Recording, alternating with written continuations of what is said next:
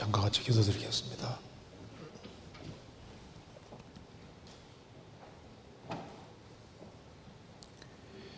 자비로우신 우리 아버지 하나님, 감사합니다.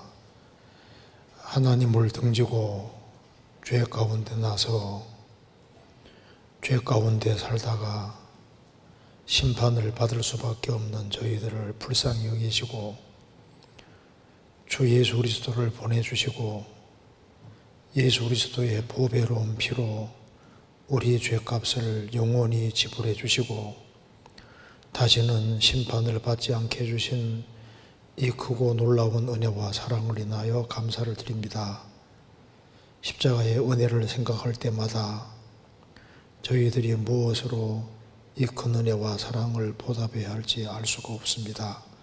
항상 하나님 말씀으로 우리 마음을 일깨워 주시고 우리를 사랑하시는 주님 앞에 어떻게 할 것을 깊이 생각하며 살 수 있도록 도와주시고 주님께 영광과 찬송을 돌리는 귀한 삶이 되도록 도와주옵소서. 이 시간 주 성령께서 우리 마음 가운데 들어 역사해 주시고 하나님의 말씀으로 우리 영혼을 환하게 비춰주시고 하나님을 더 알 수 있도록 도와주옵소서. 또 해외 선교하는 선교사님들 가정마다 주님이 지켜주시고 주의 역사와 능력을 더욱 나타내 주옵소서. 또 코로나19로 인해서 어려움을 당하는 사람들이 많이 있습니다.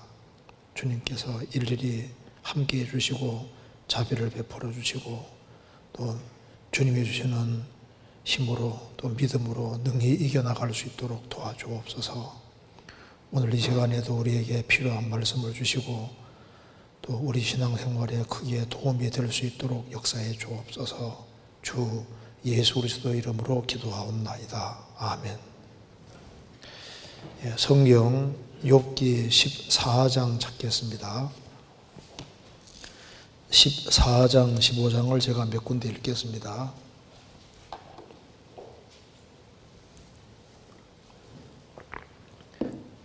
욥기 14장입니다. 1절 여인에게서 난 사람은 사는 날이 적고 괴로움이 가득하며 그 발생함이 꽃과 같아서 쇠하여지고 그림자같이 신속하여서 머물지 아니하거늘 이와 같은 자를 주께서 눈을 들어 살피시나이까. 나를 주의 앞으로 이끌어서 신문하시나이까. 누가 깨끗한 것을 더러운 것 가운데서 낼 수 있으리이까. 하나도 없나이다.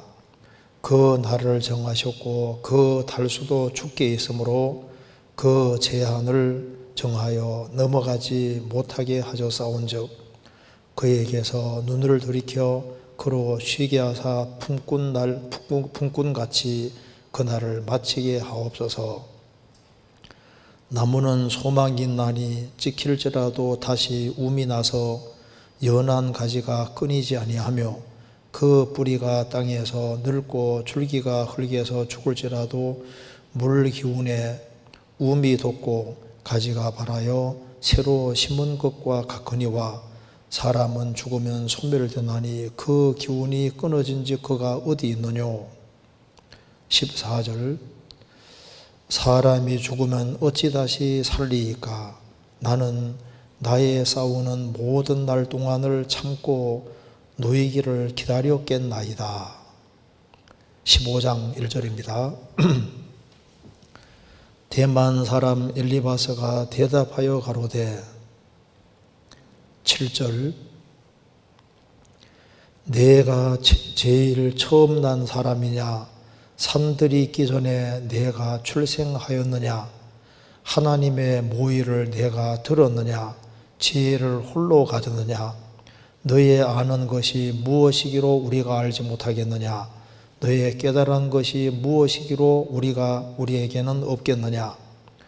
우리 중에는 머리가 세기도 하고 연로하기도 하여 내 부친보다 나이 많은 자가 있느니라.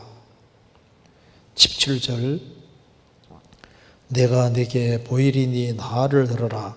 내가 본 것을 설명하리라.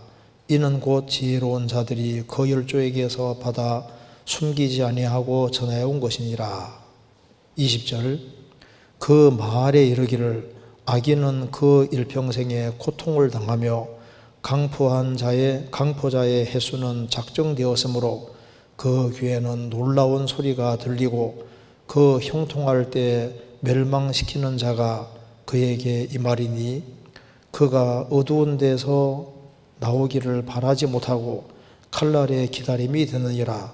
그는 유리하며 식물을 구하여 이르기를 어디 있느냐 하며 흑암한 날이 가까운 줄을 스스로 아느니라. 네, 거기까지입니다. 네, 우리가 욥기를 계속 배우고 있습니다.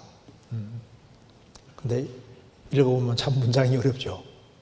도대체 이게 무슨 말인지 아주 참 복잡하게 되어 있습니다. 네, 그래서 오늘 욥기 14장 15장을 중심으로 해서 조금 설명을 드려보도록 하겠습니다. 먼저 14장 15장 내용이 간단한 내용인데 얼른 읽으면 참 말이 어려운데요. 제가 간단하게 먼저 요약을 해드리고 난 다음에 이 대만 사람 엘리바스가 이제 말한 것 중에서 8절 하나님의 모의를 내가 들었느냐 지혜를 홀로 가졌느냐. 이 말씀을 좀 포커스 맞춰서 말씀을 드려보도록 하겠습니다. 하나님의 모의를 내가 들었느냐. 이걸 오늘 중점으로 살펴보겠는데요. 그걸 말씀하기 전에 왜 이 말을 했는지를 알려면 14장, 15장을 좀 이제 설명을 들어야지 이해가 될 겁니다. 먼저 욥이 이제 계속해서 12장부터 욥이 계속해서 나는 크게 잘못한 거 없다. 그 얘기를 계속 하는 겁니다. 그래서 이제 14장에서도 동일한 패턴으로 이야기를 하고 있습니다. 14장 내용을 요약하면은 이렇게 됩니다. 14장 먼저 4절 보시면은 누가 깨끗한 것을 더러운 것 가운데서 낼 수 있으리까 하나도 없나이다. 사람 중에 아담 자손 중에 누가 깨끗한 것을 더러운 것 가운데서 낼 수 있으리까 하나도 없나이다. 그 더러운 데서는 더러운 것만 나온다고 말입니다. 그러니까 이 말씀하고 똑같은 것이 시편 51편에 내가 죄악 중에 출생하였으며 모친이 죄 중에 나를 잉태하였나이다. 그 말씀하고 똑같은 거예요. 사람은 날 때부터 죄인으로 났다 그 말입니다. 죄인으로 나서 일생 동안 죄를 짓고 살아가는데 욥은 자신이 이제 이 고통받는 가운데 깨끗한 것을 더러운 가운데서 낼 수 있겠습니까? 하나도 없나이다. 더러운 곳 속에서는 더러운 것만 나오지 않습니까? 그 사람은 정말 죄인으로 났다는 것을 아주 실감하고 있습니다. 그 사람은 이제 아담 안에서 죄 가운데서 죄의 기질을 가지고 태어났다는 사실을 말하면서 이제 죄인으로 나서 이제 생을 살아가는데 인생이 너무 짧다는 것을 얘기를 했습니다. 1절에 여인에게서 난 사람은 사는 날이 적고 그렇죠. 여인에게 우리 태어나지 않습니까? 이제 욥이 말합니다. 여인에게서 난 사람은 사는 날이 적고 그 태어나서 불과 짧은 생을 살다가 결국은 죽는다 그 말입니다. 그러면 사는 날이 적고 그럼 짧은 인생 살아가는 가운데 기쁨보다는 괴로움이 가득하다고 했습니다. 1절에 여인에게서 난 사람은 사는 날이 적고 괴로움이 가득하며 인생은 참 괴로움이 가득하다.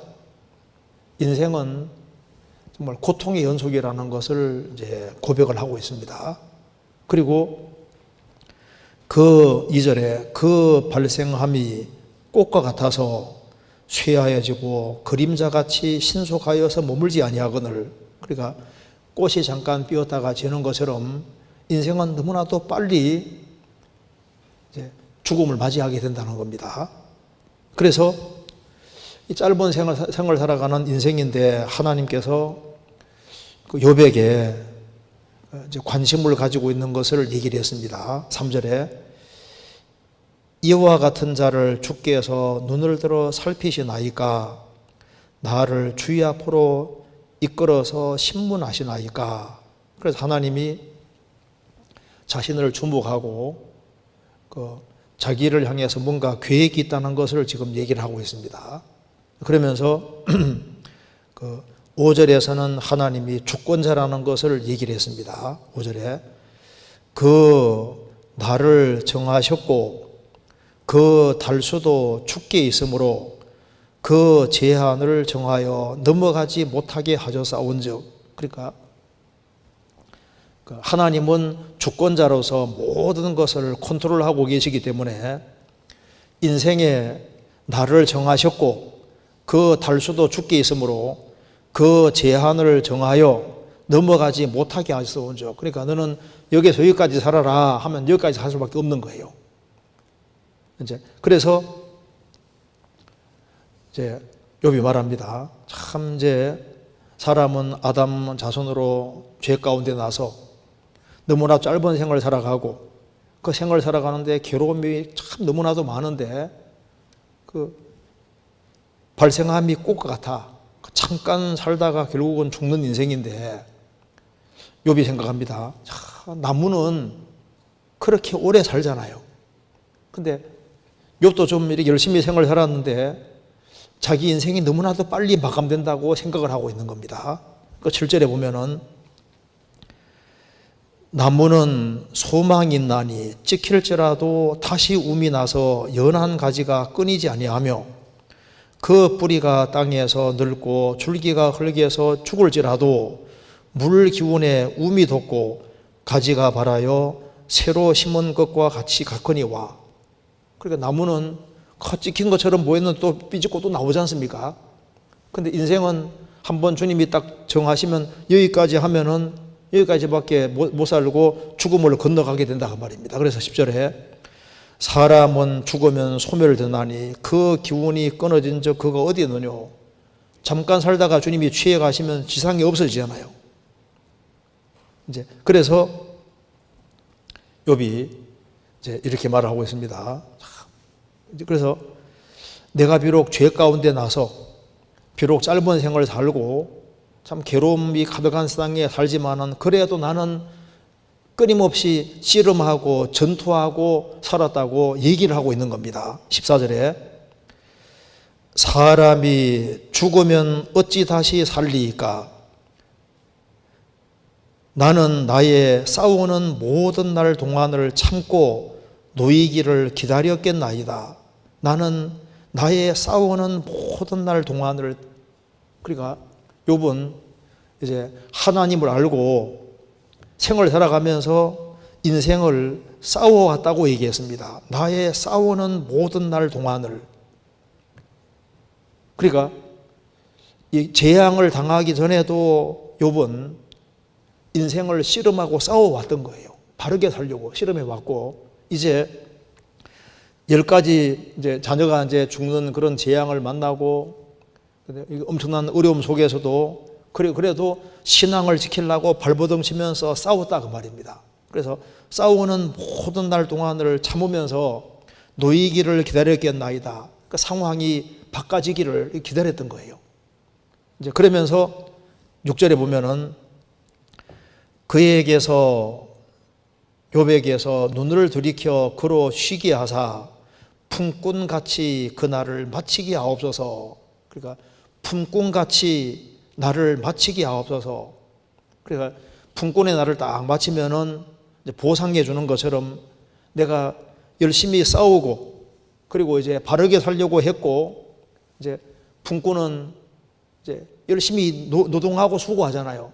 그 수고한 것에 대한 대가를 받고 인생을 마치게 해 주십시오. 이렇게 얘기를 한다고 말입니다. 그래서 이 구절을 좀 이해하기 위해서는 여기 14절에 나의 싸우는 모든 날 동안을 그리고 품꾼같이 하옵소서 이 말을 이해하기 위해서 요거 잠깐 접고 욥기 7장 찾겠습니다.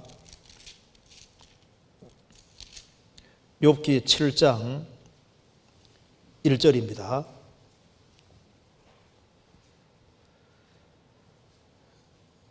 세상에 있는 인생에게 전쟁이 있지 아니하냐? 그 날이 품꾼의 날과 같지 아니하냐? 종은 저물기를 심히 기다리고 품꾼은 그 삭슬을 바라나니. 여기 욥이 말했습니다. 인생에게는 전쟁이 있고 인생의 날은 품꾼의 날과 같지 아니야. 그래서 그 종은 이제 일터에서 고생하는 종은 빨리 이제 이 일이 끝나고 안식하고 쉬기를 바랍니다.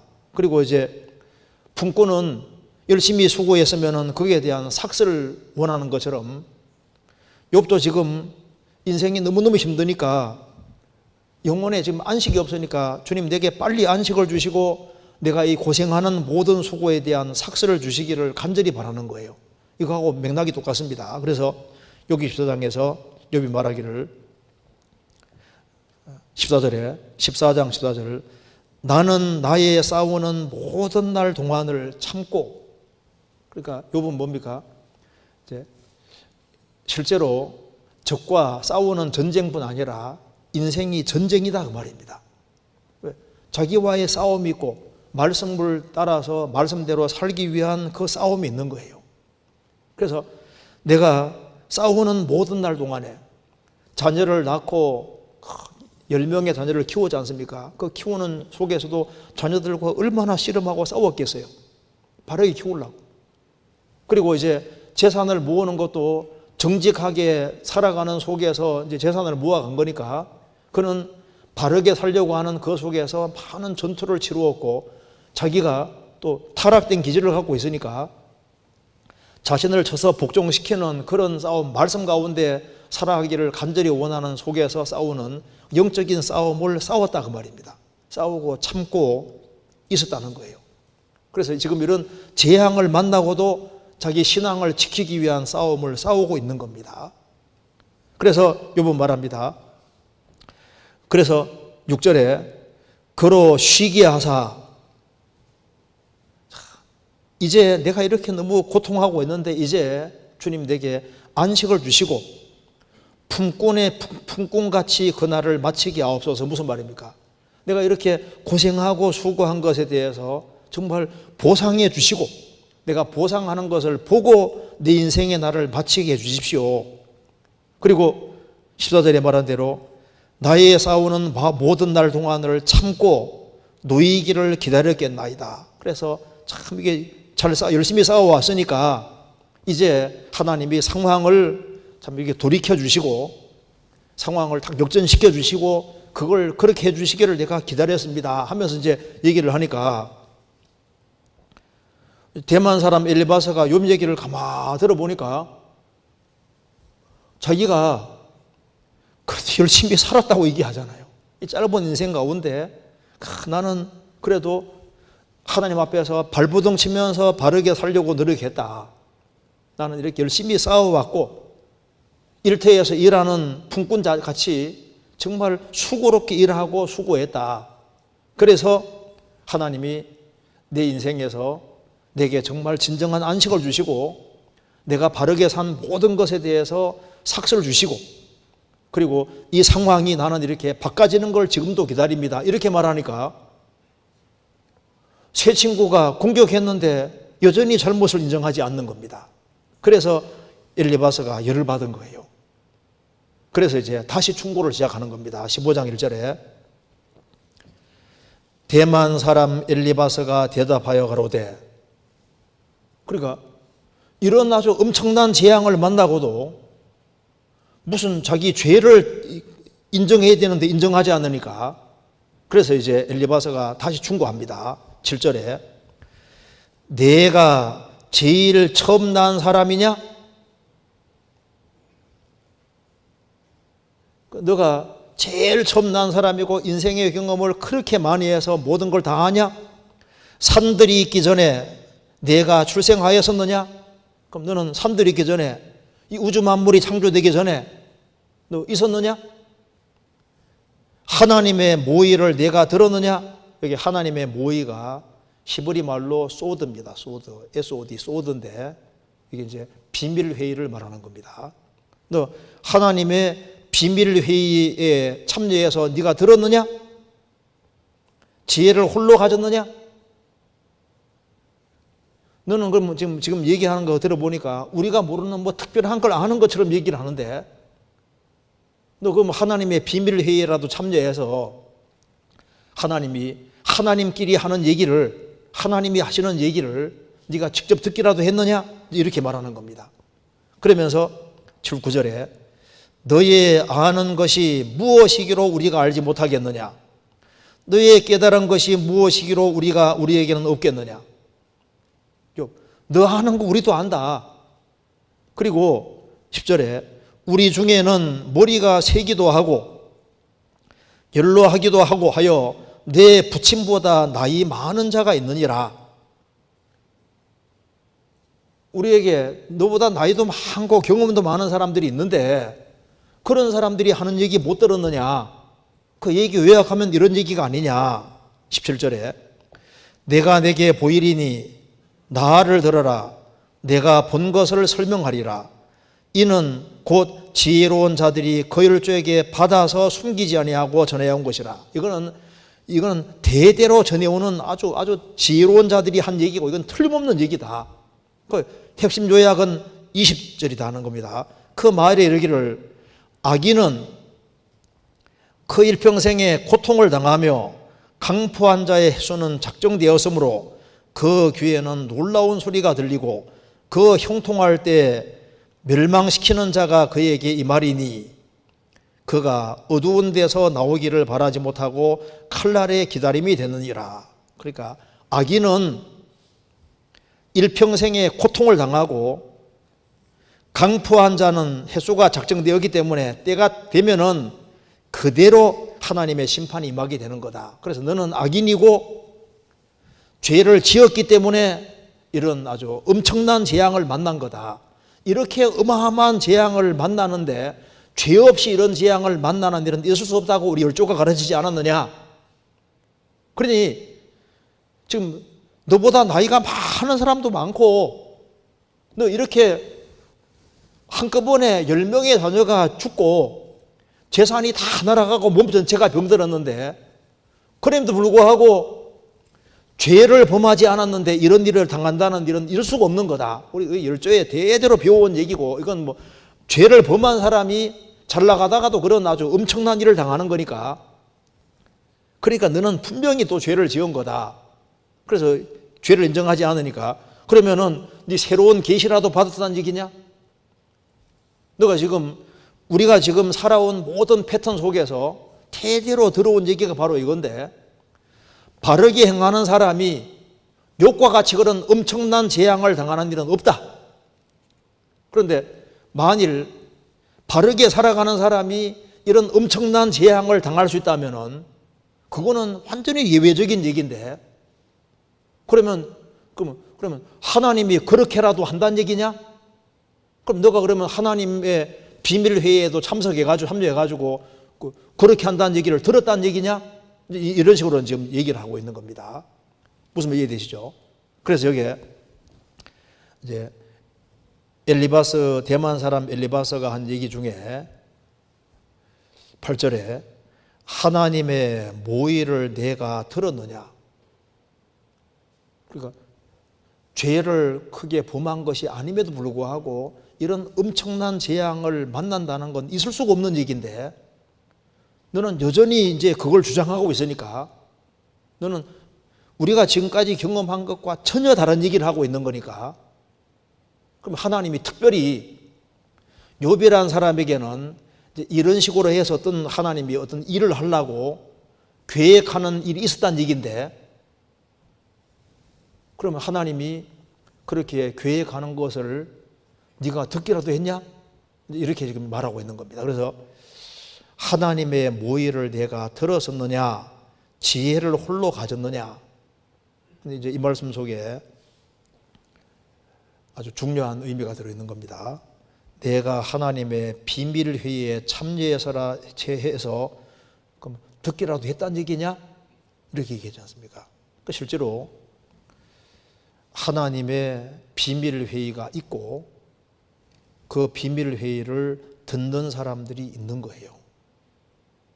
그리고 여기에 내가 하나님의 모의를 들었느냐 했을 때 이 모의라는 단어가 욥기에 똑같이 쓰이는 곳이 있습니다. 한번 찾아보시겠습니다. 욥기 29장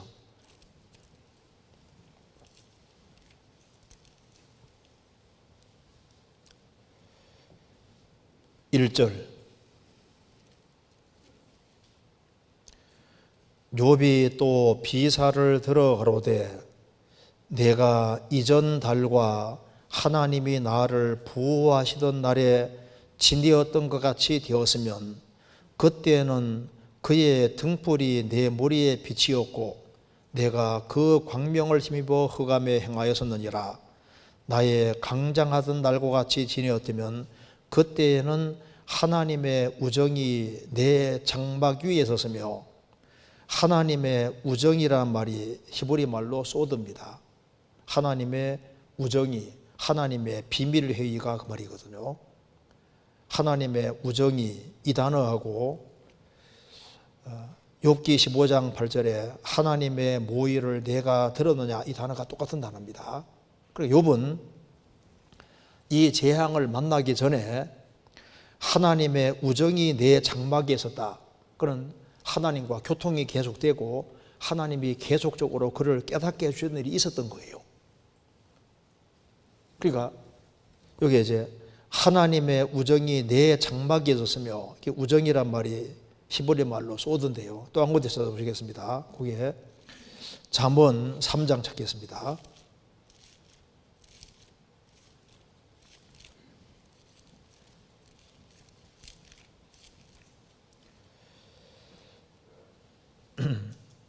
(3장) 32절. 대저 패역한 자는 여호와의 미워하심을 입거니와 정직한 자에게는 그의 교통하심이 있으며 정직한 자에게는 하나님의 교통하심이 있으며 정직한 자에게는 하나님의 소드가 있다. 비밀 회의가 있다. 그러니까 교통한다는 것은 주님이 마음을 열어서 깨닫게 해주시는 걸 말하는 겁니다. 정직한 자에게는 그의 교통하심이 있으며 교통하심이 있으니까 하나님의 비밀을 알게 되지 않습니까? 하나님의 비밀을 알려주시는 것이 있다 그 말입니다. 시편 25편 찾겠습니다. 이것도 똑같은 단어입니다. 시편 25편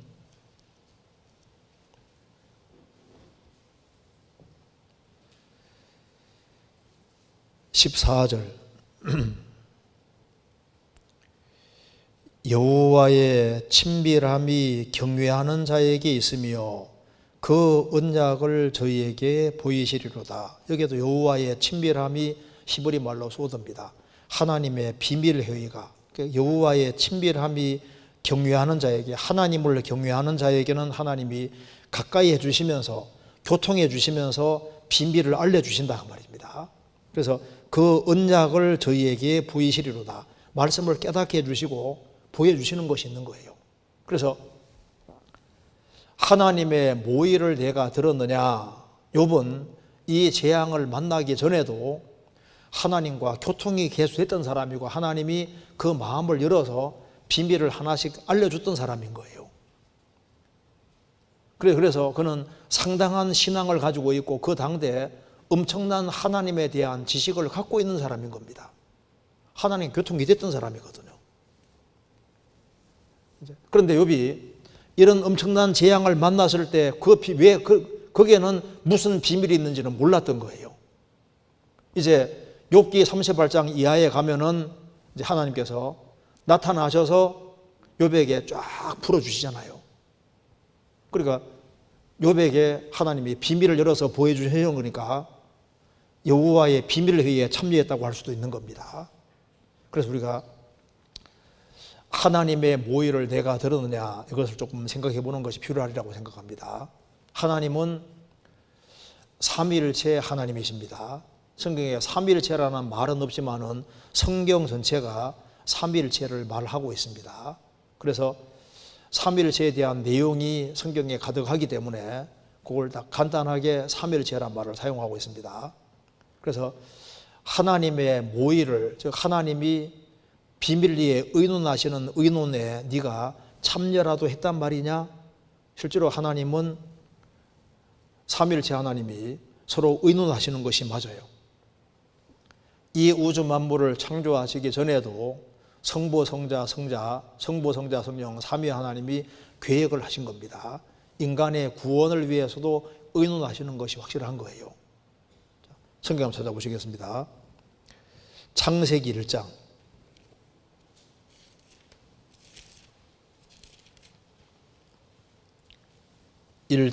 26절.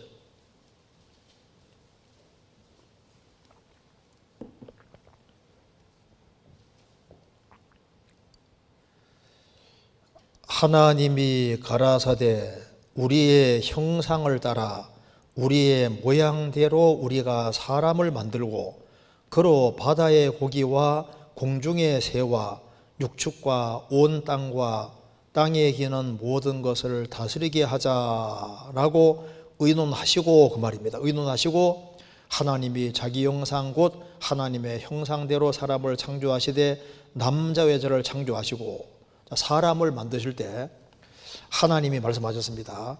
우리의 형상을 따라, 복수로 나가죠. 성부, 성자, 성령입니다. 하나님이 가라사대 우리의 형상을 따라 우리의 모양대로 우리가 사람을 만들고 그로 사람으로 바다의 고기와 공중의 새와 육축과 온 땅과 땅에 기는 모든 것을 다스리게 하자라고 의논하시고 인간을 만들었다, 그 말입니다. 그러니까 하나님의 모의, 비밀회의, 인간을 이렇게 특별히 하나님 형상을 따라 만들자, 이렇게 삼위 하나님이 의논하고 만드신 거예요. 창세기 3장입니다. 아담 하와가 죄를 짓고 난 이후에도 또 의논한 것이 나와 있습니다. 3장 21절. 여호와 하나님이 가라사대 보라, 이 사람이 선악을 아는 일에 우리 중에 하나같이 되었으니 그가 그 손을 들어 생명나무 실과도 따먹고 영생할까 하노라 하시고, 하나님께서 생명과를 먹지 못하게 딱 막았습니다. 그러니까 이 사람 아담이 선악을 아는데 우리 중 하나같이 되었으니, 우리 중 하나같이 됐다는 것은 성부, 성자, 성령. 하나님은 선악을 알지만은 완전히 자신을 통제할 수 있잖아요. 인간은 선악을 알므로 인해 가지고 불행에 떨어지게 되는 겁니다. 그로 그 손을 들어서 생명나무의 실과도 따먹고 영생할까 하노라 하시고, 그래서 의논하시고 이제 못 먹게 딱 막은 거예요. 그러니까 삼위 하나님이 계속 의논하신 것이 나옵니다. 바벨탑 사건 때도 마찬가지입니다. 창세기 11장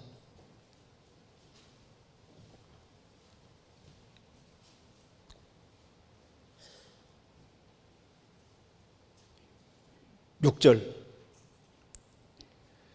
여호와께서 가라사대 이 무리가 한 족속이요 언어도 하나이므로 이같이 시작하였으니 이후로는 그 경영하는 일을 금지할 수 없으리로다. 자, 우리가 내려가서 거기서 그들을 혼잡게 하여 그들로 서로 알아듣지 못하게 하자라고 의논하시고 하나님께서 언어를 싹 갈라버립니다. 그래서 여호와께서 가라사대 자, 우리가 내려가서 이렇게 하자라고 의논하시고, 인간이 쉽게 뭉칠 테니까 뭉치지 못하게 하기 위해서 하나님이 의논하시고 걷어버린 거예요. 성경은 처음부터 성부, 성자, 성령이 한 하나님인 걸 말씀하고 있습니다. 그래서 천지를 창조하실 때도 성부가 성자를 통해서 창조하셨으니까 이 우주 만물을 직접 창조하신 분은 예수님입니다. 성령은 단장하셨다고 되어 있잖아요. 그러니까 천지 창조도 삼위의 하나님 역사로 된 것이고, 인간의 구원도 성부는 구원을 계획 작정하시고 성자 예수님은 세상에 오셔서 십자가 죽으시고 부활하심으로 구원을 완성하셨고, 성령께서는 그걸 믿게 만들어 주시고 우리를 인도해 가시니까 우리의 구원도 성삼위 하나님 역사로 우리 구원이 되어지는 거예요. 그래서 에베소서 1장에 보면은 하나님께서 그리스도 안에서 우리를 택하신 것에 대해서 얘기하면서 성부께 찬송해야 된다. 그 다음에 예수님은 우리를 위해서 피를 흘려주셨으니까 예수님께 찬송해야 된다. 성령께서는 믿게 해주셨으니까 성령께 참배해야 된다. 그렇게 나오잖아요. 처음부터 이렇게 나옵니다. 그래서 세상에는 비밀회의가 참 많습니다. 프리메이슨 비밀 교사단체도 있잖아요. 옛날부터 그 예수의 비밀리의 어떤 조직을 가지고 움직이고 있습니다. 프리메이슨 비밀단체도 있고, 예수님을 죽일 때도 유대인들이 비밀리에 모의를 했습니다. 6.25 사변, 김일성이 6.25 사변 일으킬 때도 스탈린에게 찾아가서 한국을 칠 텐데 인정해달라. 그러니까 스탈린이 처음에 안 된다고 했습니다. 그 다음에 나중에 두 번째 쫓아가서 설득을 해가지고 결국은 스탈린이 허락을 했잖아요. 그렇게 해서 6.25 사변을 일으킵니다. 그것도 이제 지금은 다 밝혀지지만요, 옛날에는 다 비밀리에 다 모의를 하는 거예요. 이 세상에서도 비밀리에 뭔가 이렇게 아무도 모르는 배후에서 어떤 뭔가를 비밀리에 계획하면 알 수가 없잖아요. 마귀도 작전을 짜고 마귀도 비밀회의를 가지고 있습니다. 그래서 요한계시록 2장 9절에 보면은 사탄의 회라고, 사탄의 시나고고란 말이 나와 있는데, 그 사탄도 비밀리에 모임을 가지고, 계시록 18장에는 귀신의 처소란 말도 나와 있는데 그 귀신의 처소에서 뭔가를 계획을 하는 거예요. 그 C.S. 루이스가 쓴 책 중에 스크루 테이프 편지 들어보셨죠? 그 스크루 테이프라는 그것이 이제 마귀인데, 서열이 굉장히 높은 마귀 중에 하나입니다. 그 마귀 중에 하나가 자기보다 더 쫄병에 속하는 마귀에게 인간을 타락시킬 때 이렇게 타락시키라고 하면서 31개 편지를 쫙 써주잖아요. 그래서 우두머리 아버지는 마귀고, 원수는 예수님이고, 그래서 사람들로 하여금 그리스도를 못 믿게 하기 위해서 작전을 쫙 짠 것이 그게 그 편지에 쭉 나와 있는 겁니다. 그 중에 하나가 설교 말씀 들을 때 설교 평가사가 되라고. 너 설교 감상해라. 설교 평가해라. 그래서 교회 평가하고 설교 평가하고 그리스도인 평가하고 평가해가지고 그걸 잘 들어서 내가 내 것으로 만들어서 진리 가운데 살아갈 것이 아니라 설교 평가하는 사람이 되도록 부추긴다고 나오잖아요. 그리고 정말 중요한 것이 따로 있는데 정신을 산만하게 만들어서 사소한 것에 치우치게 만들고, 그리스도인이 아주 신중한 그리스도인 말고 경박스러운 그리스도인을 만들으라고 부추깁니다. 비겁하게 만들으라고. 그래서 마귀도 비밀리에 계속 모의를 하면서 뭔가 안 좋은 그 목적을 위해서 계속 모여서 비밀리에 뭘 하고 있는데, 그게 비밀회의에 들어갈 수가 없잖아요. 그런데 성경을 알고 있는 사람은 사탄이 하는 짓이 훤히 보이는 거예요. 우리가 마귀의 계획을 알지 못하는 바가 아니라 하지 않습니까? 성경을 보면은 마귀가 어떤 식으로 유혹하는지가 다 보일 수 있습니다. 주기도문에도 다만 악에서 구하옵소서, 1번 밑에 악한 자라고 했습니다. 다만 악에서, 마귀는 악입니다. 악. 악으로 뭉쳐져 있는 자가 마귀인 거예요. 마귀는 거짓말장입니다. 거짓말장이. 그러니까 거짓 자체인 거예요. 거짓말을 많이 하는 그런 정도가 아니라 거짓으로 딱 뭉쳐져 있는 자가 마귀잖아요. 악을 행하는 자가 아니라 악 자체가 되는 자가 마귀입니다. 그러니까 마귀는 인정사정 그런 거 없어요. 악으로 뭉쳐져 있으니까 악 자체가 되는 거니까 사람을 몰아서 이제 벼랑으로 이렇게 집어 던지면요, 사람은 가책받잖아요. 마귀는 그런 가책이 없다니까요. 악 자체가 되는, 악 자체. 거짓 자체이기 때문에 거짓말을 하는 것 자체가 자연스러운 정도가 아니라 원래 거짓이니까 거짓말은 너무 당연한 거예요. 그리고 마귀가 배후에 있어서 엄청난 계획을 가지고 있습니다. 자기 나름대로 비밀회의를 가지고 있고, 우리가 전도 집회할 때도 마귀도 비밀회의를 가지고 작전 짜거든요. 자, 그런데 하나님의 비밀회의는 아무도 들어갈 수가 없는 겁니다. 예레미야 당시에 일꾼들이 많이 있었는데, 다름질을 한 자가 많이 있었는데 한 사람도 여호와의 회의에 참여하지 못했습니다. 예루살렘에 그 당시에 성전이 있고, 거기에 제사장들이 있고, 하나님을 섬기는 예들이 있고, 그런데 하나님의 비밀회의에 참여할 수 있는 사람은 예레미야밖에 없었던 겁니다. 그래서 예루살렘 그 넓은 거리에 성전도 있는데 진리를 찾는 사람 한 사람이 없었다고 성경에 말하고 있잖아요. 예레미야 5장 찾겠습니다.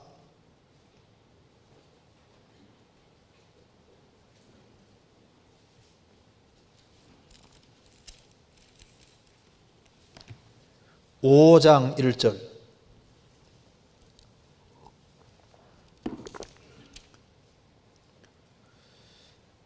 너희는 예루살렘 거리로 빨리 왕래하며 그 넓은 거리에서 찾아보고 알라. 너희가 만일 공의를 행하며 진리를 구하는 자를 한 사람이라도 찾으면 내가 이 성을 사하리라. 예루살렘에 성전이 있는 곳입니다. 예루살렘 거리를 빨리 왕래해봐라. 너희가 만일 공의를 행하며 진리를 구하는 자를 한 사람이라도 찾으면 내가 이 성을 사하리라. 예레미야 당시에 한 사람이 없었다 그 말입니다. 한 장 넘겨보시겠습니다. 30절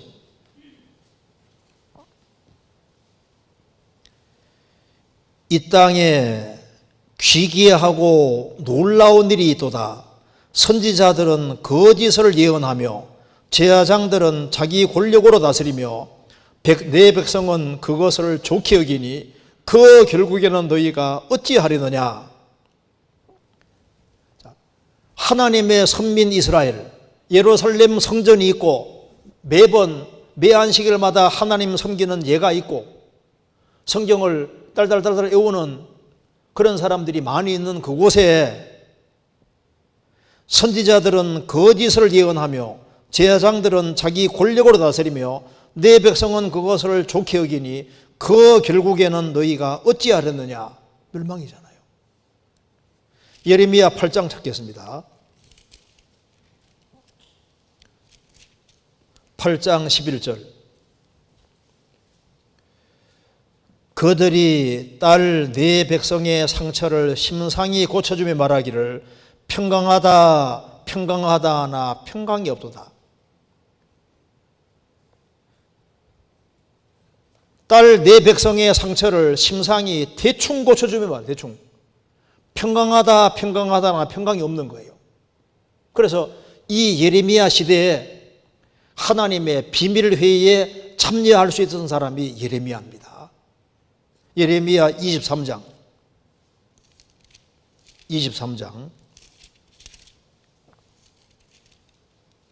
16절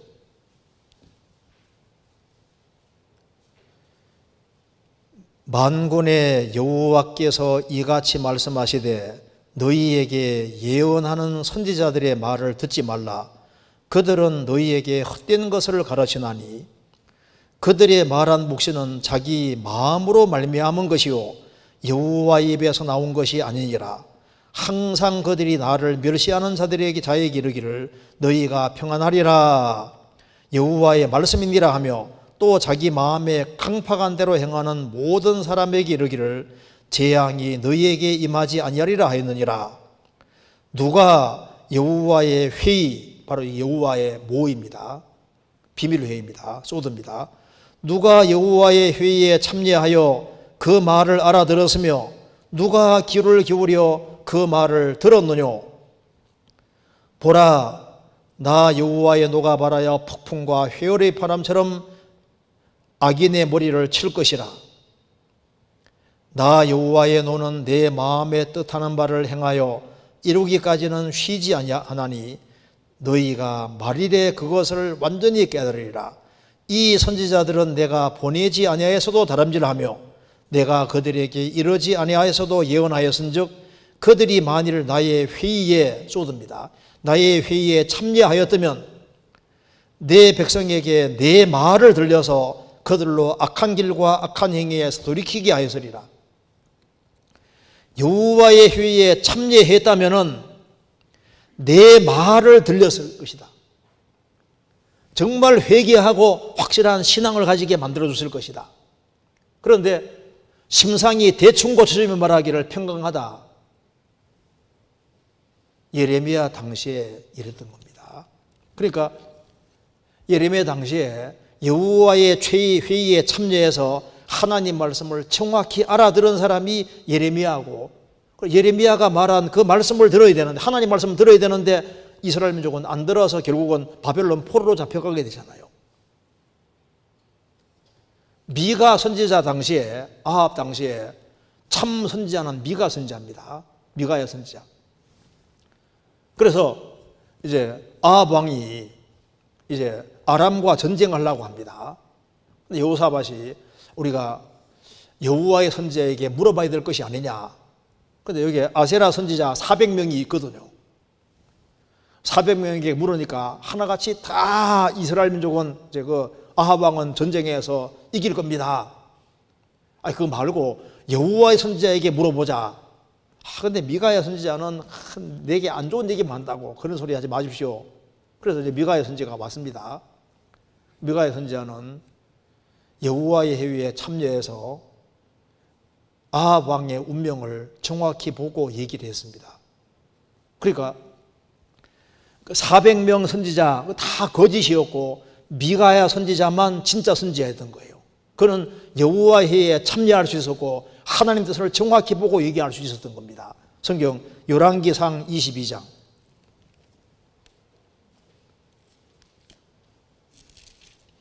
열왕기상 22장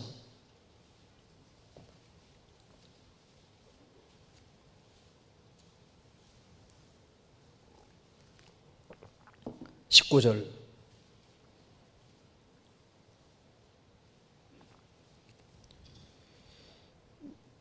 미가야가 가로되 그런즉 왕은 여호와의 말씀을 들어줘서 내가 보니 여호와께서 그 보좌에 앉으셨고 하늘의 만군이, 천군천사입니다. 만군이 그 좌우편에 모시고 섰는데 여호와께서 말씀하시기를 누가 아합을 꾀어 저로 길라 라못에 올라가서 죽게 할고 하시니 하나는 이렇게 하겠다 하고 하나는 저렇게 하겠다고 하였는데 한 영이 사탄입니다. 한 영이 나와 여호와 앞에 서서 말하되 내가 저를 꾀이겠나이다. 여호와께서 저에게 이르시되 어떻게 하겠느냐. 가로되 내가 나가서 거짓말하는 영이 되어 모든 선자의 입에 있겠나이다. 여호와께서 가라사대 너는 꾀이겠고 또 이루리라. 나가서 그리하라 하셨은즉 이제 여호와께서 거짓말하는 영을 왕의 이 모든 선자 입에 넣으셨고 또 여호와께서 왕에게 대하여 화를 말씀하셨나이다. 욥기 1장에도 보면은 욥 당시에 사탄이 하나님 앞에 올라갈 수 있었잖아요. 이 당시에도 올라올 수 있었던 겁니다. 그런데 이걸 누가 봤냐 하면은 미가의 선지자는 딱 보는 거예요. 거짓 선지자들은 못 봤습니다. 이사야 당시에도 이사야의 장을 딱 펴면은 하늘이여 들으라 땅이여 귀를 기울이라 하면서 이스라엘이 타락을 보여주고 있습니다. 그래서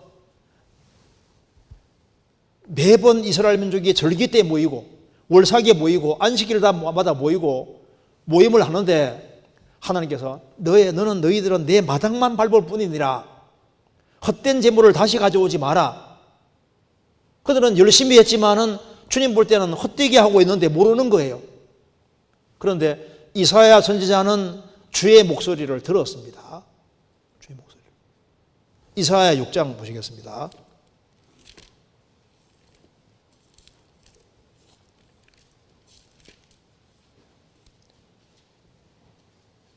6장 1절입니다. 우시야 왕의 죽던 해 내가 본적 주께서 높이 들린 보좌에 앉으셨는데 그 자락은 성전에 가득하였고 8절 내가 또 주의 목소리를 들은 적 이르시되 내가 누구를 보내며 누가 우리를 위하여 갈꼬 그때 내가 가로되 내가 여기 있나이다 나를 보내소서. 하나님의 탄식 소리를 들었습니다. 또 내가 주의 목소리를 들은 적 이르시되 내가 누구를 보내며 누가 우리를 위하여 갈꼬 누가 우리를 위하여 갈꼬. 삼일째 하나님 말하는 겁니다.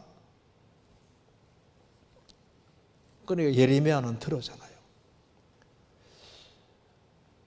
여호와의 회의에 참여할 수 있다는 것은 큰 축복이 아닐 수 없습니다. 예수님 당시에도 그게 예루살렘에 성전이 있지 않습니까? 성전 주인 되신 분이 바로 예수님이 오셨습니다.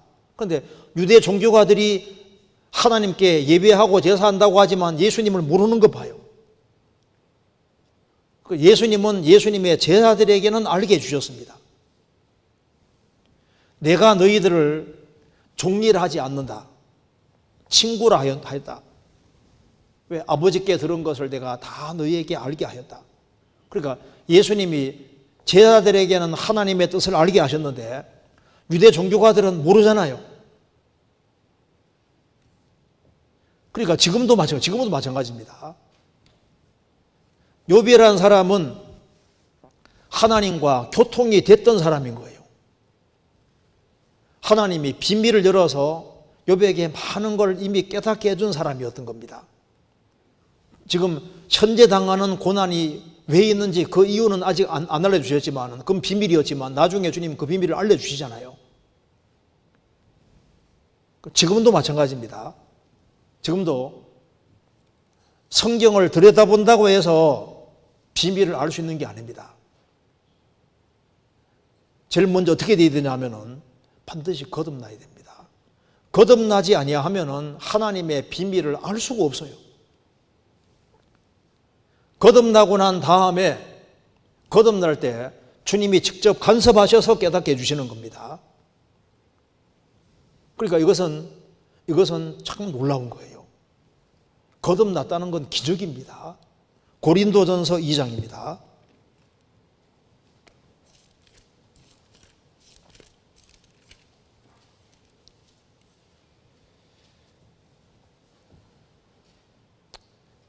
(2장 11절입니다)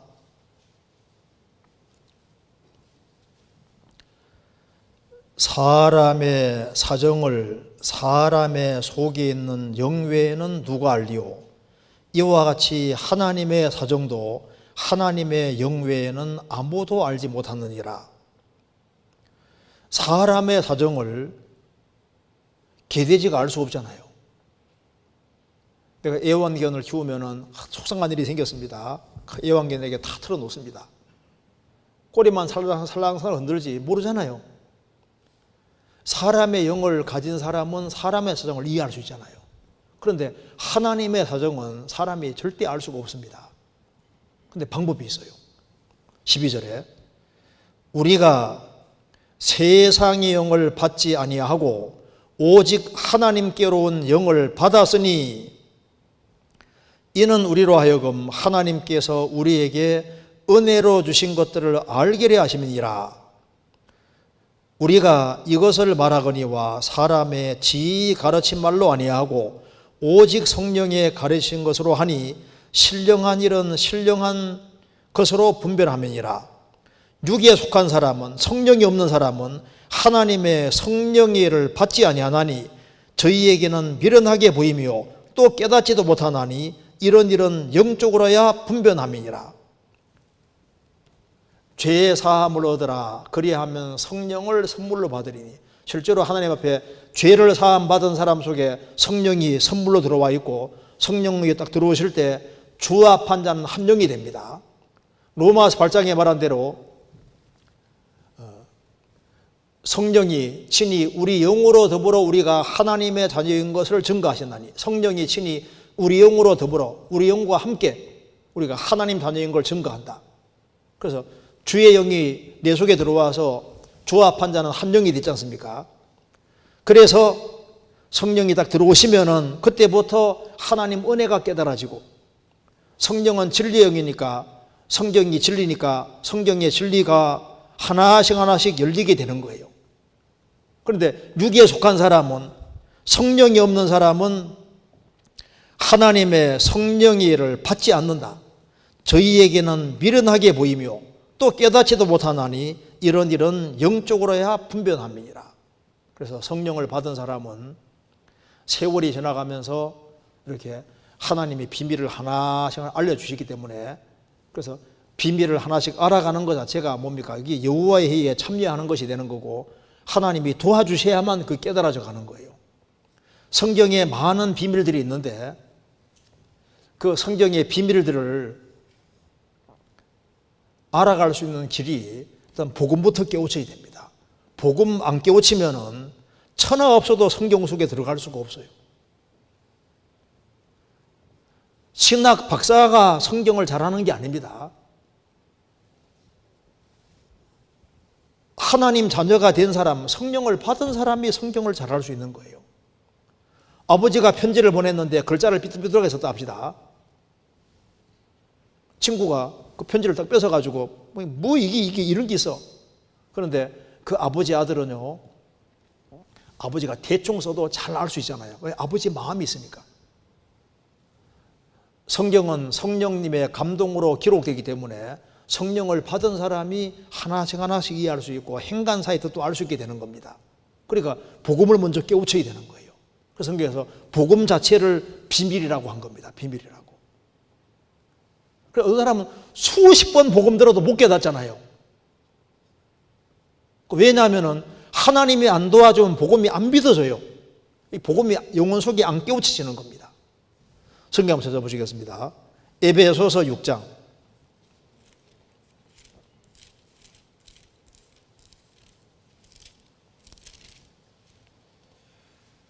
에베소서 6장 19절. 또 나를 위하여 구할 것은 내게 말씀을 주사 나로 입을 벌려 복음의 비밀을 담대히 알리게 하옵소서 할 것이니. 복음의 비밀을 담대히 알리게 하옵소서. 복음의 비밀이라고 했잖아요. 복음 깨우친 사람은 되게 쉽죠. 세상에 이것보다 쉬운 게 없잖아요. 그런데 이것이 안 깨달아집니다. 안 믿어져요. 믿는데 안 믿어지는데 믿어지는 게 이게 기적이거든요. 자, 천국과 지옥을 가르는 것이 복음이잖아요. 그게 참 놀라운 겁니다. 복음이 딱 깨우쳐지면서 그 다음부터 문제가 술술 풀리기 시작하는데 그게 참 신기한 거예요. 요한복음 16장에 예수님이 말씀하셨습니다. 그날에는 너희가 내게 아무것도 묻지 아니하리라. 그날이 무슨 날입니까? 구원받는 날. 성령님이 내 속에 들어오시는 날. 그날에는 너희가 아무것도 내게 묻지 아니하리라. 기본적인 의문이 다 해결되는 거예요. 저도 궁금한 게 참 많았는데 구원을 딱 받으니까 다른 질문들은 다 시시한 질문이 됩니다. 내가 천국 갈 수 있으면 있게 됐으면 됐지. 내 죄짐을 다 벗고 천국 가게 됐으면 됐지. 그거 생각하니까 다른 질문들은 다 사소한 질문으로 바뀌어지고, 그래서 그날에는 너희가 아무것도 내게 묻지 아니라 묻고 싶은 게 없어지는 거예요. 기본적인 것이. 십자가의 도가 멸망하는 자들에게는 미련한 것이요 구원을 얻는 우리에게는 하나님의 능력이라. 십자가의 도는 구원받은 사람에게는 이게 능력입니다. 능력. 그래서 복음의 비밀을 알리게 하옵소서. 많은 사람에게는 지옥도 비밀입니다. 지옥이 있는지도 몰라요. 지옥 갈 사람이 천국 갈 수 있는 길은 딱 하나밖에 없는 겁니다. 복음밖에 없는 거예요. 복음. 사람이 다시 한번 태어나는 것도 복음밖에 없습니다. 그리스도 안에 1만 스승이 있으되 아비는 많지 아니하니 그리스도 예수 안에서 복음으로서 내가 너희를 낳았음이니라. 사람이 태어나는 길은 고린도전서 4장에 말한 대로 복음으로 사람이 태어나는 겁니다. 그래서 지옥을 벗어나는 유일한 길도 복음이고 천국 갈 수 있는 유일한 길도 복음이고 죄짐을 벗는 것도 복음이고 그리고 거듭나는 길도 딱 복음으로만 거듭나잖아요. 복음을 딱 깨닫고 나면은 불신자의 운명이 보입니다. 복음을 배척하고 살면은 그 사람이 아무리 유명하고 아무리 많은 걸 이룩했다 할지라도 그들은 영원한 멸망이라는 것이 보이잖아요. 성경을 제 아무리 많이 안다 할지라도 예수님 모르면은 하나님에 대해서 캄캄한 사람입니다. 왜? 그리스도가 하나님의 비밀이라고 되어 있잖아요. 골로새서 1장에 말한 대로 만물은 그로 말미암고 예수님으로 말미암아 창조되었고 그를 위하여 창조되었고 예수님을 위해 창조됐기 때문에 이 우주 만물의 존재 목적이 예수님인 거예요. 그래서 예수님을 모르면은 인생 빵점입니다. 100일은 수학적으로 99일지라도 인생에서는 100일은 제로입니다. 100 모든 것을 다 갖추고 있습니다. 뭐 온갖 것을 소유하고 있고 가장 많은 가장 좋은 학벌을 가지고 있고 미남이다가 온갖 좋은 걸 다 가지고 있다 할지라도 예수님 없으면은 인생 무조건 제로인 거예요. 딱 죽음 건너가는 순간에 제로가 되는 겁니다. 내가 제로를 할지라도 아무것도 없다 할지라도 예수님을 소유했으면은 다 가진 거예요. 왜? 인생 목적이 예수님이니까. 성경의 주제도 예수님입니다. 성경을 푸는 키도 예수님을 집어넣으면 성경이 다 풀리게 되어 있는 거예요. 그렇잖아요. 그런데 예수님에 대해서는 알아도 예수님을 정말 아냐 그 말입니다. 영생은 곧 유일하신 참 하나님과 그의 보내신 자 예수 그리스도에 대해서가 아니라 예수 그리스도를 아는 것이니이다. 간접적으로 아는 것이 아니라 예수 그리스도를 직접 아는 걸 말하는 겁니다. 주님이 나를 알고 내가 주님을 알고 개인적으로 직접 인격적으로 진짜 아는 거예요. 진짜. 아담과 하와가 동침함에 히브리에는 아담과 하와가 알았음입니다. 부부가 개인적으로 직접 아는 것처럼 영생은 하나님과 그 예수님을 진짜 아는 거예요. 그분하고 나와 무슨 관계가 있는지를 확실하게 아는 것이 영생이지 않습니까? 주님 피공로하고 나하고 무슨 관계가 있는지 정말 연결이 딱 돼야 되는 겁니다. 그리고 구원을 확실히 받은 사람은 저도 생각합니다. 야, 내가 어쩌다가 구원을 받았는지 구원 하나 받았으면 이건 충분하다 그 말입니다. 내가 세상에서 무슨 고생을 하더라도 고생 아니다 그 말입니다. 영원한 파멸에서 건진 받았고 천국까지 가게 됐고 하나님 아들 됐는데 이거면 충분하지 다른 것이 뭐가 필요하냐 그 말입니다. 그래서 구원을 받았다는 사람이 저 구원 안 받은 세상 사람을 부러워하고 하면요 저 사람이 도대체 제대로 믿고 있는 사람일까? 구원이 그 정도일까? 그거 아니잖아요. 내 인생을 완전히 바꿔놓은 것이 복음인데 이 복음이 이론이 아니라 실제라면은 내가 초라하게 살아도 복음 하나만 넉넉한 거예요. 이거 하나만 가지고도 정말 무한 감사 속에 살 수가 있습니다. 내가 하나님의 모의를 들었느냐, 하나님의 비밀회의에 참여라도 했단 말이냐. 복음의 비밀을 하나님이 깨닫게 도와주셨잖아요. 그리고 구원받고 난 다음에 정말 교회가 비밀인데 이 교회가 뭔지를 모르는 사람이 정말 많아요. 에베소서 3장입니다.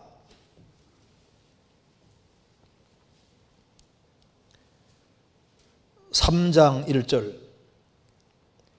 이러함으로 그리스도 예수의 일로 너희 이방을 위하여 갇힌 자 된 나 바울은 너희를 위하여 내게 주신 하나님의 은혜의 경륜을 너희가 들었을 터이라.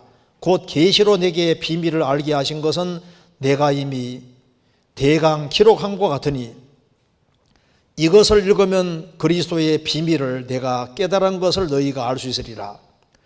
이제 그의 거룩한 사도들과 선지자들에게 성령으로 나타내신 것 같이 다른 세대에서는 사람의 아들들에게 알게 하지 아니하셨나니 이는 이방인들이 복음으로 말미암아 그리스도 예수 안에서 함께 후사가 되고 함께 지체가 되고 함께 약속에 참여하는 자가 됨이니라. 비밀인데 교회가 비밀이라고 하면서 이제 그의 거룩한 사도들과 선자들에게 성령으로 신약시대 때는 나타내 주셨는데 다른 세대, 구약시대 다른 세대에는 사람의 아들들에게 알게 하지 않았던 것이다. 비밀이었다는 겁니다. 구약 성경에도 이방인들이 구원받게 될 거란 말은 나와 있거든요. 그런데 6절은 비밀이었습니다. 이는 이방인들이 복음으로 말미암아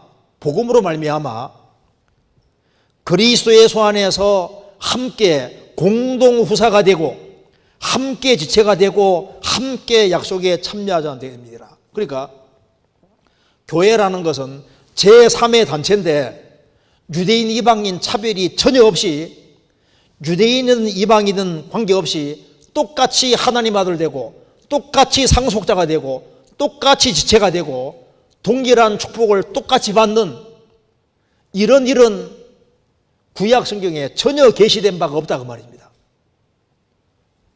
이방인들이 유대인 받은 축복에 조금 참여하는 식으로는 될지 몰라도 공동으로 동일한 위치를 차지하게 되는 것은 나와 있는 것이 없었던 거예요. 그래서 지금 예수님이 죽으시고 부활하시고 다시 오실 때까지 교회 시대가 지금 되고 있는데 이 교회가 아주 어마어마한 특권이 주어져 있는 이 교회가 바로 신약 시대에 하나님이 나타내 주셨다.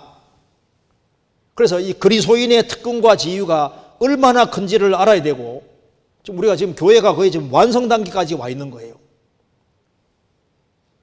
구약 시대 때는 하나님이 이스라엘 통해서 하나님 역사를 경영해 가셨는데 예수님 죽으시고 부활하시고 재림할 때까지는 하나님께서 교회를 통해서 하나님 일을 하시는데 이 교회가 얼마나 중요한지를 잘 몰라요. 신앙생활은 바꿔 말하면 교회 생활입니다. 왜? 주님이 교회의 머리이시고 교회 통해 주님 일을 해나가시는 거니까 교회에 연결되지 아니하고 교회가 뭔지를 모르면은 신앙생활을 제대로 할 수가 없는 거예요. 그러니까 교회가 비밀이라니까요. 교회. 구원받으면 됐지 무슨 교회를 연결되어야 되느냐. 구원을 받았으면 복음의 비밀을 정말 깨우친 사람은 지금 어디 연결되어야 되냐 하면은 교회에 연결되어야 됩니다. 주님이 보이지 않는 하나님 나라를 가지고 들어오신 거예요. 우리가 대한민국에 살고 있지만 구원받은 사람은 하나님 나라에 속해 있습니다. 소속이 다릅니다. 여기 마가복음 4장 찾겠습니다.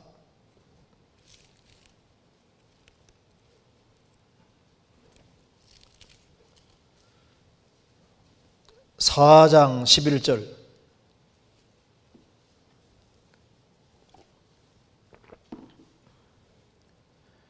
이르시되 하나님 나라의 비밀을 너희에게는 주었으나 외인에게는 모든 것을 비유로 하나니 이는 저희로 보기는 보아도 알지 못하며 듣기는 들어도 깨닫지 못하게 하여 돌이켜 죄의 사함을 얻지 못하게 하려 함이니라 하시고, 죄의 사함을 얻지 아니하면은 하나님 나라는 완전히 비밀인 거예요. 마태복음 12장에 사탄의 나라가 있고 예수님은 하나님 나라를 가져오셨습니다. 이 사탄이 통치하는 세계 속에 예수님이 하나님 나라를 가져오셨는데 어떻게 하나님 나라 속에 들어오고 확장이 되느냐? 죄를 사함 받을 때 사탄의 나라, 어둠의 권세에서 벗어나서 하나님 나라에 들어와 있는 거예요. 그래서 지구상에 많은 나라가 있지만 사실은 두 나라밖에 없는 겁니다. 사탄의 나라, 하나님 나라. 나는 지금 하나님 나라 소속이라는 걸 알아야 되는 거예요. 지금 두 나라가 있다는 거 봐야 되거든요. 그리고 어떻게 나라가 확장되어 가느냐? 한 사람이 구원받을 때 나라가 임한 겁니다. 나라에 임없이며 베드로전서 2장과 계시록 1장과 5장에 보면은 한 사람이 구원을 받을 때 그 구원받은 사람을 나라라고 했습니다. 한 사람 한 사람이 구원받으면은 하나님 나라가 확장되어 가는데, 그러니까 죄를 사함 받을 때 그 사람 속에 성령이 들어오시고 주님이 통치하시니까 나라가 임하는 거예요. 그 하나님 나라가 확장이 되고 그 나라가 완성되면 주님이 오시는 겁니다. 그리고 이제 복음이 다 전해지고 이방인의 충만한 수가 차면은 유대인들이 구원받게 된다는 것도 비밀이라고 했지 않습니까? 성경 로마서 11장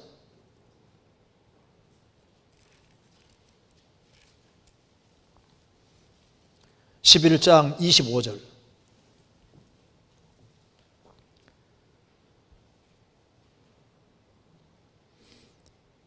형제들아, 너희가 스스로 지있다함을 면키 위하여 이 비밀을 너희가 모르기를 내가 원치 아니하노니 이 비밀은 이방인의 충만한 수가 들어오기까지 이스라엘에 들어는 완악하게 된 것이라.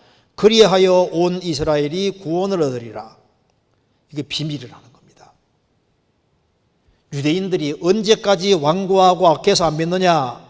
이방인의 충만한 수가 들어오기까지고, 이방인의 충만한 수가 들어오면은 그리하여 온 이스라엘이 민족적으로 구원받는 일이 벌어지잖아요. 그러니까 이스라엘 민족이 이스라엘 땅에 돌아간 것은 앞으로 혼란 속에서 마지막으로 구원받을 기회를 부여받기 위해서 회복되는데, 성경 모르는 사람은 이스라엘 민족이 왜 회복되는지를 모르는 거예요.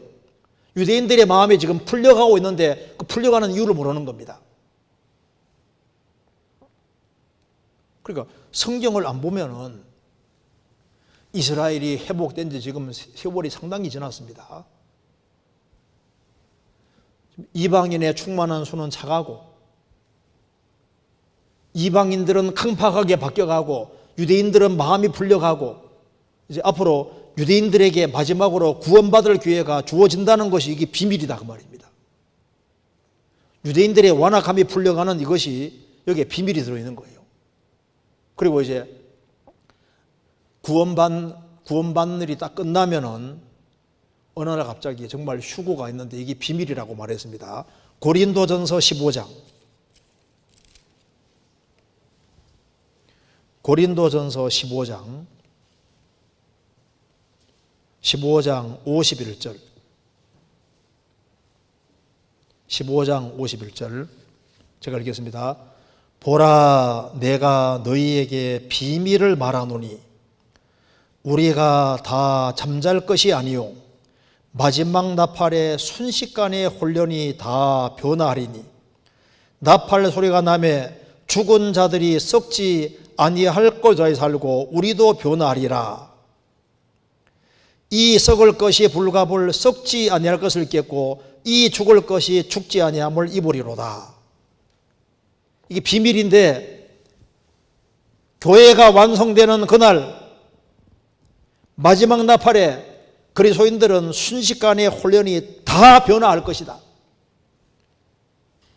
나팔 소리가 나매 죽은 자들이 썩지 아니할 것을 살고 부활하고 살아있는 사람도 산채로 변화될 것이다. 이 일이 확실하게 벌어집니다. 주님 오실 때까지 우리는 신앙생활 잘해야 되잖아요. 그 신앙생활을 잘할 수 있는 비결이 어디에 있느냐? 성경 찾아보시겠습니다. 디모데전서 3장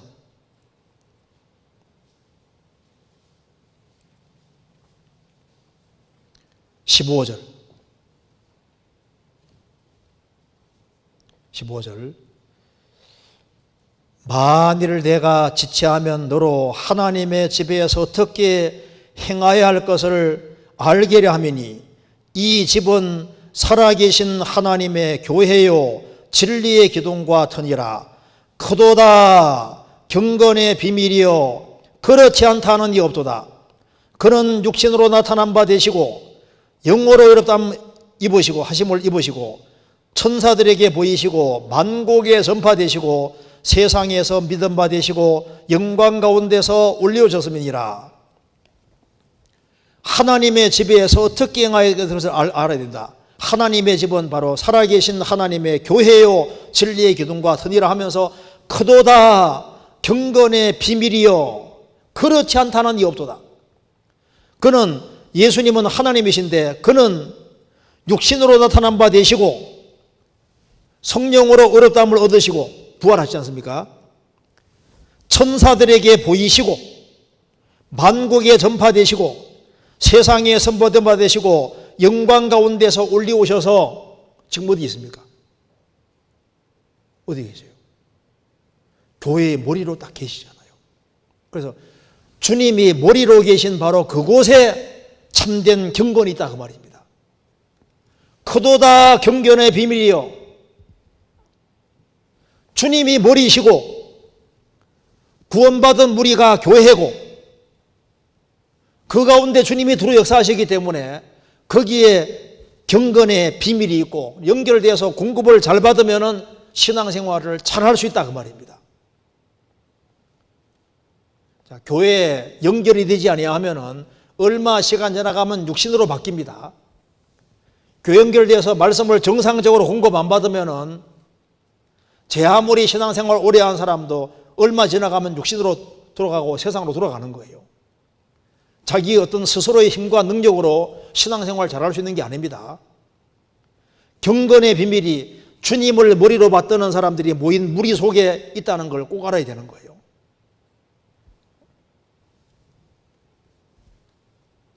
자, 요번 여호와의 회의 하나님께서 하나님의 모의 거기에 참여하게끔 해주신 사람입니다. 그래서 하나님의 우정이 내게 있었다. 그래서 하나님이 계속적으로 이렇게 그가 신앙생활을 정말 바르게 하려고 했기 때문에 욥기를 읽어보면 욥이 하나님에 대해서 너무 많이 알지 않습니까? 계속 주님이 깨닫게 도와주셨던 거예요. 그런데 이런 엄청난 재앙을 만났을 때는 욥에게도 비밀이었던 거거든요. 이게 왜 이런 일이 있을까? 신앙생활 바르게 한 나에게 왜 이렇게 큰 고통이 있을까? 도대체 이유가 도대체 뭘까? 그래서 욥은 생각하기를 이건 단련일 거다. 그래서 나의 가는 길을 오직 그가 하시나니 그가 나를 단련하신 후에는 내가 정금같이 나오리라. 분명히 단련이다. 그러면 도대체 단련으로만 목적이겠느냐? 뭔가 분명히 계획이 있을 텐데 그 비밀이었거든요. 나중에 하나님이 욥에게 나타나셔서 쫙 이제 말씀해 주셨고 욥은 나중에 주님이 열어주시잖아요. 사실은 욥기 기록하게 해주려고 사실 그렇게 한 거다. 욥기를 기록하게 하려고 했다는 사실을 욥은 그 당시에 욥에게는 비밀이었던 거예요. 그잖아요. 하나님은 하나님이 하시는 일을 다 알려주는 것이 아니고 하나님께서 적절한 때가 되면 하나씩 하나씩 열어주시는 겁니다. 그러니까 하나님은 스스로 숨어 계시는 하나님이신 거예요. 이사야 45장입니다.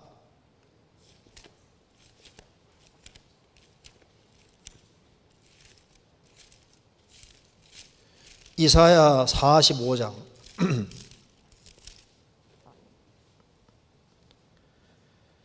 14절 구원자 이스라엘의 하나님이여 진실로 주는 스스로 숨어 계시는 하나님이시니이다. 구원자 이스라엘의 하나님이여 진실로 주는 스스로 숨어 계시는 하나님이시니이다. 인간이 무서워서 숨어 계신 것이 아니고 아무에게 다시 나타내 주시는 분이 아니다 그 말입니다. 스스로 숨어 계시는 분이신데 누구에게 나타내 주시느냐? 간절하게 찾는 사람에게 하나님이 나타내 보이시고 알게 해주시는 거예요. 하나님은 스스로 숨어 계십니다. 그리고 누가 찾는지를 보시고 정말 찾는 사람, 정말 진리를 구하는 사람, 그런 사람에게 하나님께서는 이제 이것을 하나님께서 뜻과 계획을 보여주시고 깨닫게 도와주시는 거예요. 그래서 여기에 이사야 58장 9절을 보시겠습니다. 스스로 숨어 계시다가 누구에게 보여주시냐 하면은 9절에 58장 9절 내가 부를 때에는 나 여호와가 응답하겠고 내가 부르짖을 때에는 말하기를 내가 여기 있다 하리라. 스스로 숨어 계시다가 참으로 하나님을 찾는 사람, 내가 부를 때에는 나 여호와가 응답하겠고 내가 부르짖을 때에는 하나님께서 내가 여기 있다 알게 해주신다 그 말입니다. 예레미야 33장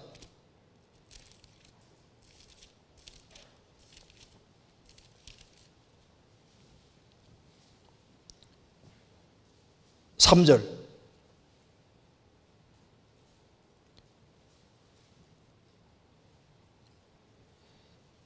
너는 내게 부르짖어라 내가 내게 응답하겠고 내가 알지 못하는 크고 비밀한 일을 내게 보이리라. 너는 내게 부르짖어라 내가 내게 응답하겠고 내가 알지 못하는 크고 비밀한 일을 내게 보이리라. 하나님은 간절하게 찾는 사람, 그런 사람에게 하나님께서 열어서 보여주시는 거예요. 마태복음 11장입니다.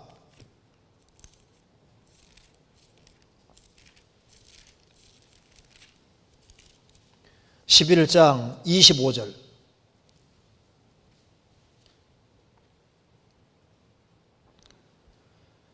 그때 예수께서 대답하여 가라사대 천지의 주제이신 아버지여 이것을 지혜롭고 슬기있는 자들에게는 숨기시고 어린 아이들에게는 나타내심을 감사하나이다.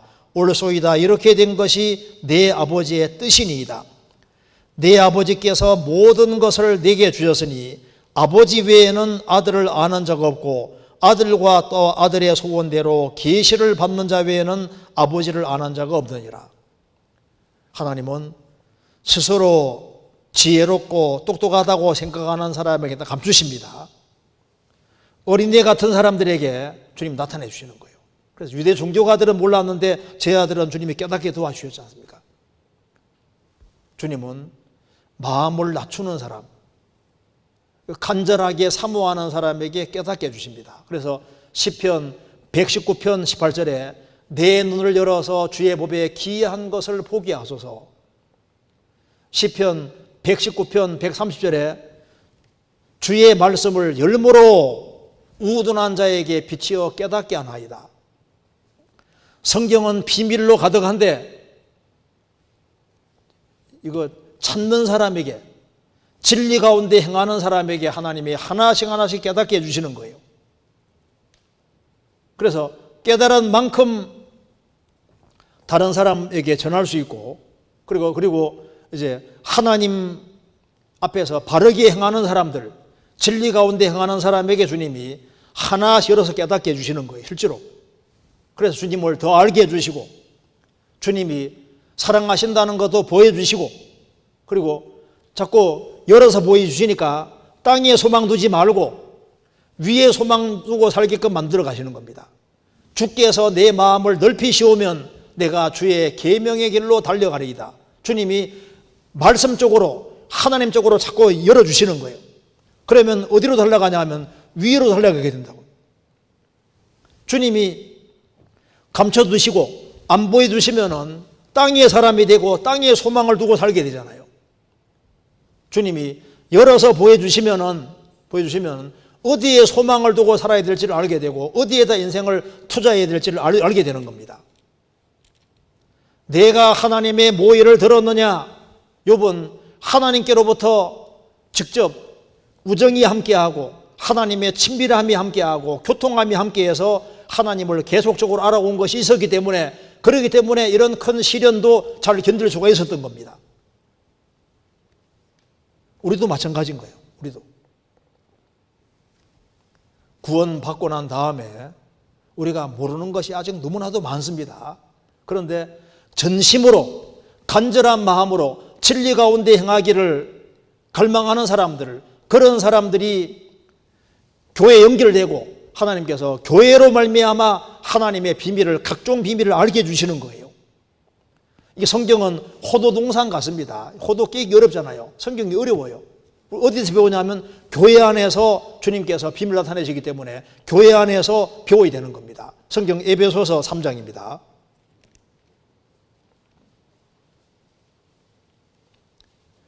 에베소서 3장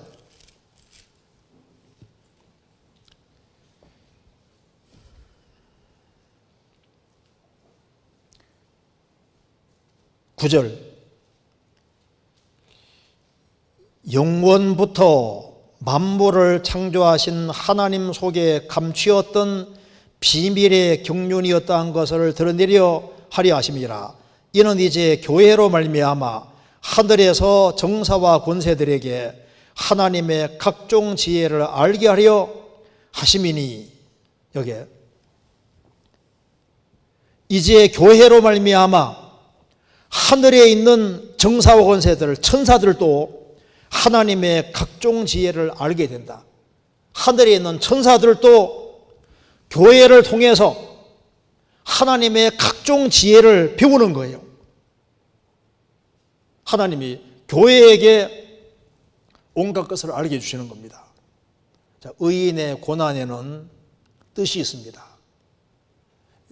내게 고난 주신다는 것은 그 뒤에 상과 영광을 주님이 딱 준비해 놓고 있는 겁니다. 왜? 고난 안 준다는 것은 상 안 준다는 말하고 똑같은 거예요. 모든 은혜의 하나님, 그리스도의 예수 안에서 우리를 부르신 것도 은혜고 영원한 영광에 들어가게 하시는 것도 은혜인데, 영광에 들어가기 위해서 잠깐 고난을 주시는 것도 은혜라고 말씀했습니다. 베드로전서 5장 10절에 나와 있잖아요. 제가 글을 하나 읽어드리겠습니다. 언제나 즐거움과 기쁨으로 얼굴이 환하게 빛나는 꽃장수 할머니가 있었다는 겁니다. 어느 날 단골 손님이 물었습니다. 언제나 즐거워하는 것을 보시니 할머니는 걱정, 근심이 전혀 없으신가 봐요. 천만에요. 걱정, 근심이 없는 사람이 어디 있나요? 내게도 고통스러운 일, 짜증나는 걱정거리가 생긴답니다. 그런데 어떻게 매일 즐겁게 살 수 있나요? 나는 3일의 비밀을 가지고 산답니다. 3일의 비밀이라니요. 그게 무엇입니까? 3일의 비밀이란 문제가 생길 때마다 하나님께 그 문제를 해결하시도록 맡겨버리고 조용히 3일을 기다리는 것이라고. 예수님이 무덤에서 3일 만에 부활하신 것처럼 그 문제가 해결되는데 3일이면 족하다오. 때로운 숫자대로 3일이 아닐 수도 있지만 주님의 부활의 원리는 늘 동일하답니다. 나에게 어떤 흑암 같은 고난이 와도 3일 후면 언제나 광명에 쳐다온다는 걸 알기에 사는 게 늘 즐겁기만 하지요. 열받는 일이 있어도 한 3일만 견디면 좀 약해지죠. 너무 힘들면 3일만 참자. 이거 참 좋을 것 같아요. 어쨌든 간에 사람들은 나름대로 어떤 어려움을 당할 때 어려움을 이겨나가는 나름대로 비밀 같은 걸 가지고 있습니다. 그런데 구원 안 받은 사람은 정말 못 깨닫는 거예요. 우리 한 군데만 더 보겠습니다. 우리 주님은 이름이 기묘입니다. 성경 찾아보시겠습니다. 사사기 13장. 사사기 13장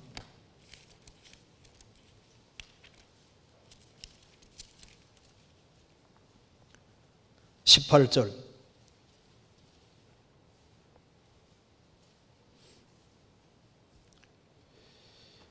여호와의 사자가 그에게 이르시되 어찌하여 이를 묻느냐? 내 이름은 기묘니라. 삼손의 부모님이 예수님을 만났습니다. 그래서 그 예수님 이름을 묻는 거예요. 이름이 도대체 뭡니까? 라고 물으니까 내 이름은 기묘니라. 기묘니라. 기묘자다. 이게 이제 번역이 크게 두 가지로 가능한데, 하나는 원더풀이다. 놀라운 분이다. 또 하나는 시크릿, 비밀이다. 그 말입니다. 그러니까 내 이름은 기묘니라. 내 이름은 비밀이다. 그리고 놀라운 분이다. 그러니까 주님은 비밀에 쌓여있는 분이다. 그 말입니다. 신비에 쌓여있는 분이고, 인간이 다 헤아릴 수 없는 너무나도 놀라운 분이고, 비밀에 쌓여있는 분이기 때문에 그 주님의 비밀을 알아가고 주님을 더 알아가는 길은 하나님이 열어주셔야만 가능한데, 그건 우리가 구원도 간절히 사모할 때 구원을 받은 것처럼, 구원받은 이후에 신앙생활 잘하는 것도 간절하게 사모하는 마음이 있을 때 되는 겁니다. 우리가 또 살아가는 가운데 아직까지 궁금한 질문들이 많잖아요. 우리가 모르는 게 많습니다. 우리가 이제는 부분적으로 알지만은 그때는 주께서 나를 아신 것 같이 온전히 알리라. 고린도 전서 13장에 말씀한 대로 우리가 지금은 우리가 당하는 고통과 고난의 이유를 다 알 수 없습니다. 그렇지만은 주님 앞에 섰을 때는 저 천국에서는 비밀이 없습니다. 저 천국에서는 모든 것이 다 밝혀지게 될 겁니다. 그래서 제가 마지막으로 코넬리오스라는 사람이 그 시를 쓴 거 마지막으로 잠깐 읽어드리겠습니다. 간단한 것만 읽어보겠습니다. 맥스웰 코넬리우스 D.L. 무디의 친구이기도 한데요. 제가 읽겠습니다. 지금은 아니지만 그때가 되면, 저 위에 서게 되면 그 말입니다. 우리가 더 좋은 나라에 들어가게 되면 우리는 우리가 흘린 눈물의 의미를 알게 되리라. 그리고 그때 그곳에서 모든 것을 깨닫게 되리라.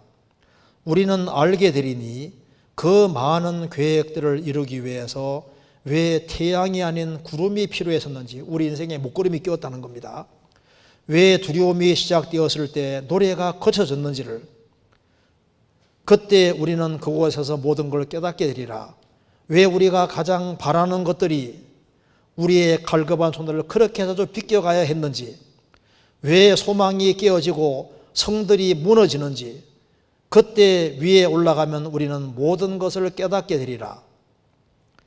하나님은 그 길을 알고 계시며 열쇠를 가지고 계셔서, 그래서 실수하지 않는 손으로 우리를 인도하시네. 눈물 없는 눈을 갖게 될 때 우리는 알게 되리라. 바로 그곳, 그 위에서 우리는 모든 것을 깨닫게 되리라. 저 위에 서게 되면은 다 깨닫게 될 겁니다. 욥이라는 사람도 자신이 당하는 고난 이유를 몰랐지만은 끝까지 참고 견디니까 주님이 때가 되니까 이유를 알게 해주시잖아요. 저 천국에서 욥은 확실히 알 겁니다. 야, 하나님 나 통해서 멋진 일을 하셨네요. 그래서 본교에서는 내가 나하고 관련된 걸 계속 얘기를 하네요. 뭐 저 위에서는 다 볼지도 있을지도 모르잖아요. 욥기가 쓰여져서 역사 속에서 얼마나 많은 사람이 유익을 받았습니까? 그런 놀라운 일을 하나님이 하시는데 욥은 몰랐던 거예요. 비밀이었던 거예요. 우리 인생도 마찬가지입니다. 우리가 무슨 일을 하는지 모르잖아요. 우리가 교회 안에서 봉사하는 것이 너무 작은데 이게 얼마나 중요한 일인지를 우리 모를 수 있습니다. 우리가 지금 이번에 그 해외 구제연금도 우리 수원 식구들 많이 했거든요. 저도 깜짝 놀랐어요. 근데 그것이 해외 그 성도들에게, 어려운 성도들에게 쓰여서 나중에 어떤 결과가 나왔는지 우리가 어떻게 알겠습니까? 우리가 행하는 조그마한 헌금들, 조그마한 선행들, 그런 우리가 생각하는 그 작은 것들인지 모르지만은 저 위에 가보면요, 그게 얼마나 엄청난 일인지를 나중에 알게 될 겁니다. 우리가 지금 궁금하게 생각하는 모든 것들을 저 위에 가면 다 풀리게 될 겁니다. 하나님의 모의를 내가 들었느냐? 우리에게도 지금 하나님의 비밀 회의가 있는 거예요. 그리고 하나님이 지금도 우리에게 비밀을 계속 알려주고 있습니다. 우리는 주님 앞에 갈 때까지 비밀을 알아가다가 저 위에 설 때 모든 것을 다 알게 될 겁니다. 같이 기도하시겠습니다. 자비로우신 우리 아버지 하나님, 저희들을 주의 보배로운 피로 구원해 주신 것을 감사합니다. 소망 없는 저희들에게 소망을 주시고, 그리고 주의 크신 은혜와 사랑 가운데 살게 해주시는 것을 감사합니다. 주님 앞에 서는 그날까지 저희들의 신앙을 지켜주시고, 주님께서 맡기신 일을 잘 감당할 수 있도록 도와주시고, 우리의 사랑하는 가족들, 친척들, 이웃들, 불쌍한 이뤄지는 영혼들에게 담대하게 복음을 증거할 수 있도록 역사해 주시고, 우리 모두를 귀하게 사용해 주옵소서. 우리 구주 예수 그리스도 이름으로 기도하옵나이다. 아멘. 찬송 같이 부르시겠습니다. 506장 1절과 3절, 1절 3절 같이 부르시겠습니다.